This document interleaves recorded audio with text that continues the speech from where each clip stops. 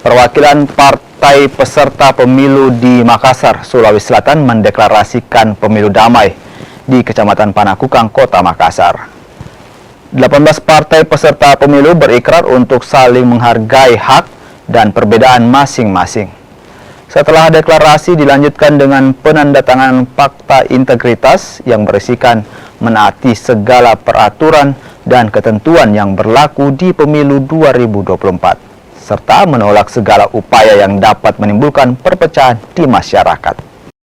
Ini intinya adalah untuk membuat suatu kesepakatan yang sama dalam rangka untuk pemilu yang damai. Ya, mungkin ada himbauan ke masyarakat tadi sama para DPC sendiri. Ya, untuk himbauannya tentunya masyarakat Kota Makassar khususnya, mari kita sama-sama untuk pertahankan, kita tingkatkan 3S, sepakat tahu, sepakat lebih, dan sepakat ingin. Sehingga tentunya bisa menjalin tali persaudaraan di antara seluruh masyarakat Kota Makassar dan sehingga pemilu dilaksanakan secara damai.